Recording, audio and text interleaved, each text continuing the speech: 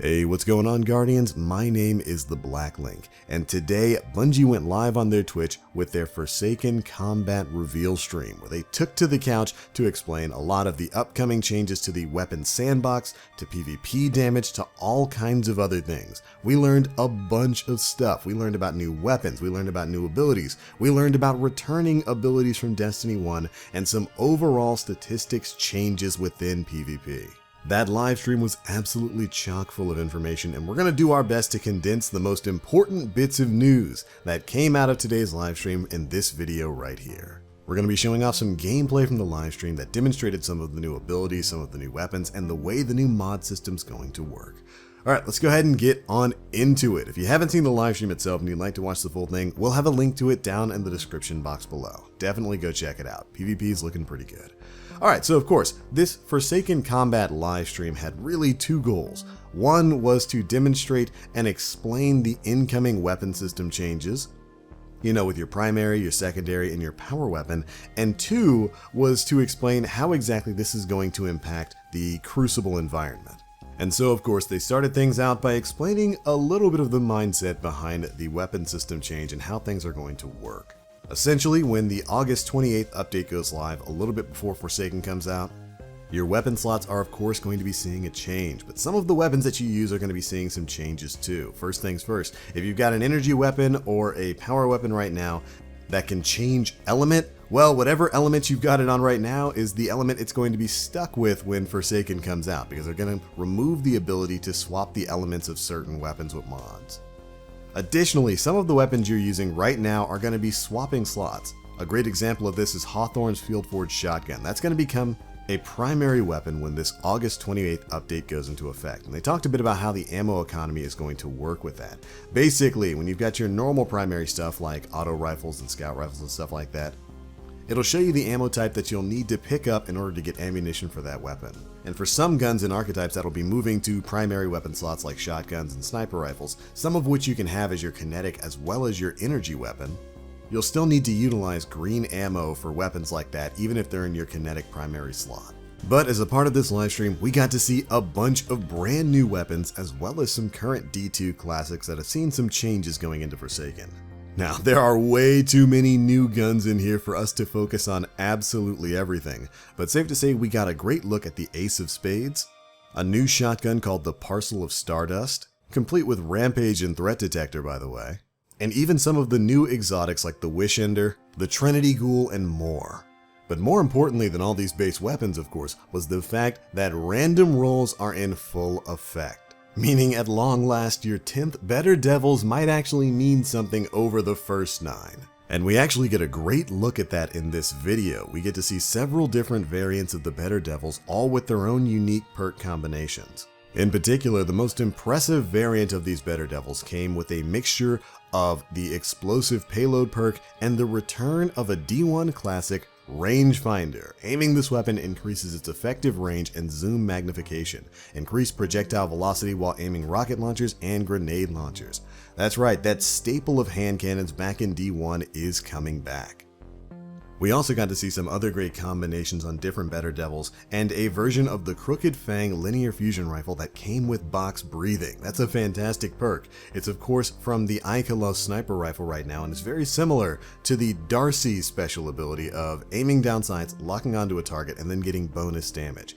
That's kind of a perfect fit for linear fusion, so I'm very happy to see that perk added to the move pool there.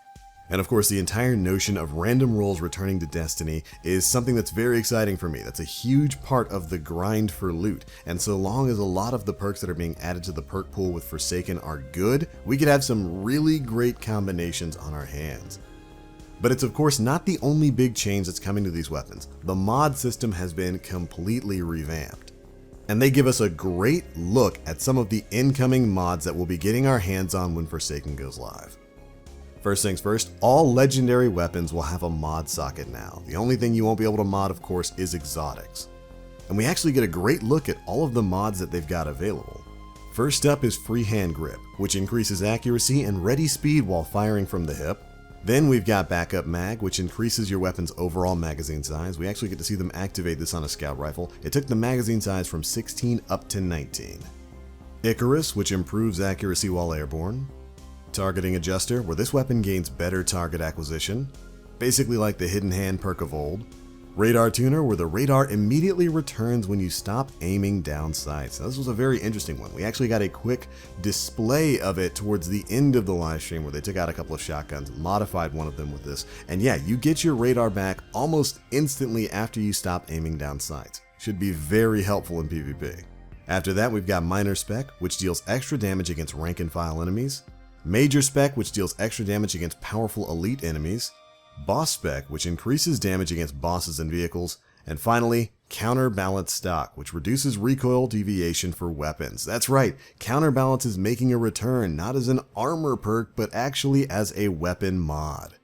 And there we go, that's it for the list of mods that they showed off during this live stream. And I have to say, this looks pretty good. This is kind of the exact sort of thing I wanted to see. When they talked about revamping the mod system, I always thought that mods should have been more than just the +5 to power or just changing of elements, even though the element modification thing is cool. These modifications are what I wanted. They're adding tangible gameplay altering abilities to your weapons, like Counterbalance is going to help you mitigate that recoil a little bit more. Those mods that help you take out enemies in PvE even easier. And of course, stuff like Icarus to give you extra in-air accuracy. This is a fantastic change for the mod system, and it's going to be completely replacing the +5 system we have for mods right now. So mods in Forsaken will no longer add to your weapon's power. They'll just be here to alter the ways you use your guns. Additionally, the way you'll be getting mods is that they'll drop on or with your weapons, and dismantling a weapon that has a mod on it will drop that mod for you so you can apply it to another weapon. So let's say you're going through Better Devils and you get one that isn't quite the role you want, but it's got the Icarus mod or something on it. You can actually dismantle that, get the Icarus mod, and then apply that to whatever weapon you want. Which is, in my opinion, a very fair way to handle that modification system, and it also incentivizes you to go out there and continue getting loot. Yeah, you might not always get that perfect god roll that you're looking for, but you can actually take some of the other non-god roll weapons if they've got great mods on them, dismantle them, get the base mods, and then add those to your favorite guns. I love the way this is working. Absolutely fantastic way to revamp the modification system for weapons in Destiny 2. Super excited to see how exactly armor mods are going to continue working moving forward. But moving on, after that, let's talk a bit about Masterworks, since they're going to be seeing quite the revamp in Forsaken. From now on, Masterworks are going to be able to level up. You're going to have 10 levels of Masterwork weapons that can boost you from a 1% boost in a stat up to a 10% boost in that stat. Previous Masterworks in the current version of Destiny 2 only really gave you about a 5% bonus. And the example they gave us in this video was with this Better Devils. It had a range Masterwork, and as you can see here, you can continuously upgrade the level of that Masterwork until you get that +10 points to range. Now, upgrading is initially going to cost you Glimmer, and then it's going to start costing you Legendary Shards as well as increasing amounts of Masterwork cores. Once you've hit tier 7, you'll also unlock a new column of kill trackers that you can switch between. We've got the Crucible and then the PvE kill tracker. Those will basically just become a part of the selectable perks on your weapon. And there we go, that's all we learned about Masterworks, at least for weapons this time around. Masterworks are still going to be available on armor and of course on your exotics, where they're more like a questline sort of thing that you can kind of go through and unlock by completing certain exotic-based requirements. But for weapons, that's what you're going to be doing. These are no longer just going to be a thing you just kind of pop once you've got enough Masterwork cores. When you get a weapon, you're going to be able to sequentially upgrade the level of benefit that you get from that Masterwork moving forward. It's definitely an interesting way to handle that. Alright, so we've already talked about Masterwork changes, we've talked about random rolls, and we've talked about mods. What do you say we get into the thing that you're really here about? Crucible changes, and oh boy are there a few. Let's just go ahead and go down the list here. From now on in the Crucible, well, at least when Forsaken goes live, all shoulder charges are going to be a one-hit kill again. That's right, and the Titans all across the lands rejoiced as one. You're going to be able to one-shot Guardians with your shoulder charge once again. Definitely going back to a huge callback to Destiny 1 there. And as a matter of fact, you could look at a lot of the changes in this video as a push to get things back, or at least a little bit closer to where they were in Destiny 1. Won't get any complaints from me. Another thing on that list, 2-hit melees are back, baby. No more of this 3-hit melee kill nonsense. You can pop people twice and that will be enough damage to kill. Now, this also coincides with a couple of cooldown changes as well. They very quickly mentioned that your abilities, your melee charge, your grenade charge, are going to be getting a little bit of a buff in Forsaken. Grenades still aren't going to be able to one-shot people within Crucible, but you should be getting them back a little bit faster, to really help you kind of compete with the crazier environment of people having more access to shotguns, sniper rifles, and all kinds of things like that. For you Night Stalkers out there, your tether is now going to activate faster and be more reliable, so hopefully, it'll actually tag people before they can either kill you or get around a corner. Storm Trance is getting a damage buff. Golden Gun is getting a duration increase, so you'll have more time to lop off those shots. And at long last, Warlock Empowering Rifts are going to buff the amount of precision damage that you do, allowing for a quicker time to kill.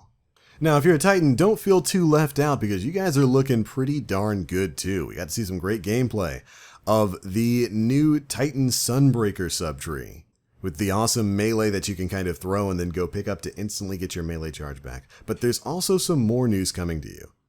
Claude Jerome, one of the Bungie Sandbox devs who they had on stream, took to Twitter afterwards to clarify a few things. Here's what his tweet had to say. One more change coming in Forsaken I forgot to mention on stream. Ward of Dawn. Ward of Dawn will be significantly harder for enemies to destroy, and allies inside of the Ward of Dawn have a stronger overshield as well as buffed melee damage. Big change coming to you bubble bros out there. I like the stronger overshield. It kind of brings back some of the hints of the armor of light that we used to have back in Destiny 1. So definitely don't feel too left out. Class ability wise, Titans are looking pretty good in the new environment. Now let's talk a little bit about weapon damage, because of course that is one of the most important things when it comes to sandbox changes here. And we got to see it. Everybody was super excited about the 3-tap hand cannons. That is definitely a thing based on archetype within this environment. Honestly, the game does look like it moves a lot faster and the time to kill has been reduced. For the high impact 110 archetype of hand cannons, you can actually reliably 3-tap people with 2 body shots and 1 precision hit. Yeah, that's right, 2 body shots and 1 crit is gonna be enough to drop people in PvP. And as we already know, some of those 140 RPM hand cannons like the Better Devils are gonna be able to 3-tap people if you're landing all crit shots. These, of course, are some of the biggest changes that I am most excited for when it comes to the updates within Forsaken. I've been really wanting a faster overall Crucible environment, and especially with the move to 6v6 and the changes to the weapon slots and all these other crazy things where you can have individuals running around with triple shotguns or sniper rifles as their primaries and all sorts of fun combinations. I honestly did believe that the time to kill did need to be reduced if we were going to be contending with all of the shenanigans that are going on in the Crucible right now. And that definitely looked like it was the case within this live stream. The time to kill had definitely been reduced for primary weapons.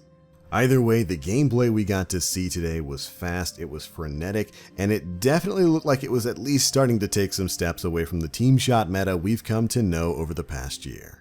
But alright Guardian, that's it for some of the biggest bits of news that I can pull from this right now. There's still so much more to talk about even within the live stream here that we will be covering in later videos, so make sure you're staying tuned.